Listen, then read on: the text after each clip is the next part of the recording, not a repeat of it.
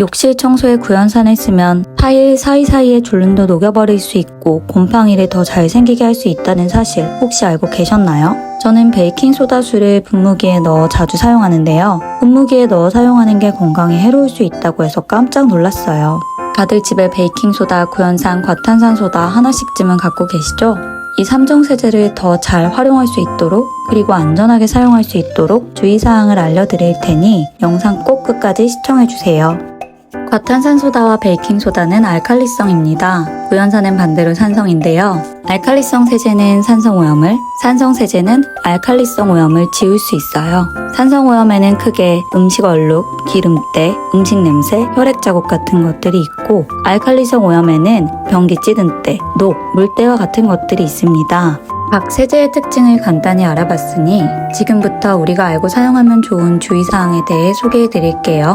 첫 번째, 섞어서 사용하면 효과가 떨어져요. 베이킹소다와 구연산이 만나면 알칼리성과 산성이 만나니 중화작용이 일어나겠죠? 그렇게 되면 두 제품의 장점을 모두 놓쳐서 내가 하려는 청소에 효과를 보기 어려워져요. 과탄산과 구연산이 만났을 때도 마찬가지입니다. 보글보글 거품이 일어나서 꼭 뭔가 세척이 되는 것 같아 보이는데 이때 생기는 이 거품은 사실 큰 효과가 없다고 해요. 알칼리성 세제와 산성 세제 두 가지 다 사용이 필요한 경우 동시에 사용하지 마시고 알칼리성 세제 먼저 사용 후 산성 세제를 쓴다던가 산성 세제 사용 후 알칼리성 세제를 사용해 주시면 됩니다.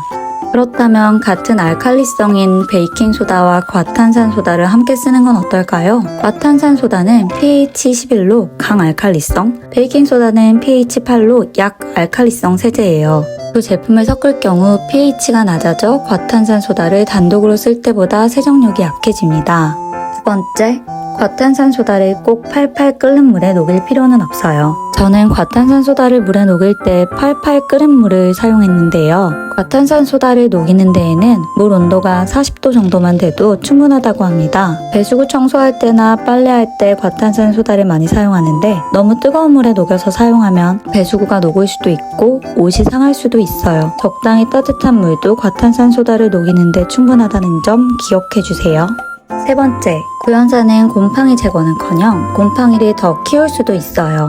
구연산은 소독 효과는 있지만 곰팡이 제거에는 효과가 크지 않다고 합니다. 곰팡이는 약산성 환경을 좋아한다고 해요. 그래서 산성을 띠는 구연산은 곰팡이 제거에 효과는커녕 오히려 더 키우는 결과를 불러올 수 있다고 합니다. 네 번째, 구연산은 욕실 줄눈을 녹일 수 있어요. 혹시 누렇게 변한 줄눈을 구연산을 써서 효과를 보신 적이 있으신가요? 그 이유는 타일 매지 성분이 시멘트이기 때문인데요. 산성을 띠는 구연산이 시멘트를 녹이기 때문입니다. 당장에는 더러워진 줄눈이 하얗게 변하는 것처럼 보이나 이것은 줄눈이 녹았기 때문이에요. 우리 집 줄눈이 시멘트 계열이라면 이 방법으로 청소 시 줄눈이 다 녹아버릴 수 있으니 이 점 유의해주세요. 다섯 번째, 분무기에 넣어서 사용하는 건 피해주세요. 천연 3종 세제는 우리 몸의 합성 세제보다 안전하다고 알려져 있어요. 특히 베이킹소다나 구연산 같은 경우 먹어도 될 정도로 무해한데요. 피부에 닿았을 때, 먹었을 때 무해한 성분이라도 분말 형태로 호흡기에 반복적으로 노출되면 독성 반응 및 폐 손상이 나타날 수 있다고 합니다. 특히 과탄산소다는 눈에 노출되면 치명적일 수 있다고 하니 스프레이로 사용하는 건 여러모로 위험할 수 있어요. 저도 베이킹소다수를 분무기에 넣어 사용하곤 했는데 이제는 조금 번거롭더라도 보울 같은 곳에 풀어서 사용하려고요. 여섯 번째, 김치 냄새 제거, 빨래 쉰내 제거엔 베이킹소다, 생선 냄새 제거엔 구연산을 사용해주세요.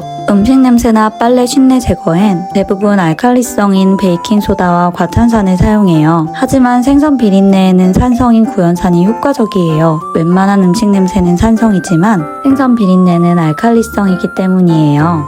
일곱 번째, 락스와 함께 사용하지 마세요. 락스는 다른 세제와 섞어 사용 시 유해가스가 발생할 수 있다고 해요. 특히 구연산과 같은 산성 물질을 만나면 염소가스가 발생할 수 있다고 하니 락스와는 다른 세제를 함께 사용하시면 안 됩니다.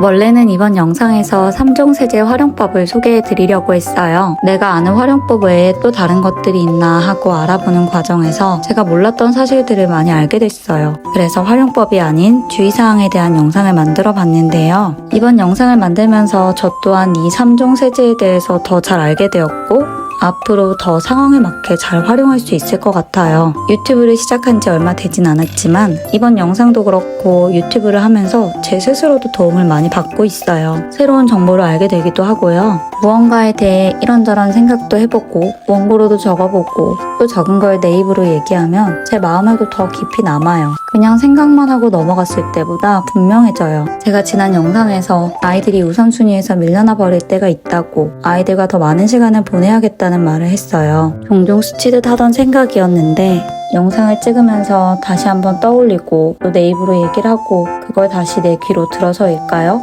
그 생각이 마음에 오래 남더라고요. 그래서 그날 이후 아이들과 더 많은 시간을 보내려 하고 있어요. 그러다 보니 일상 속에서 소소한 행복을 발견하는 일이 많아지더라고요.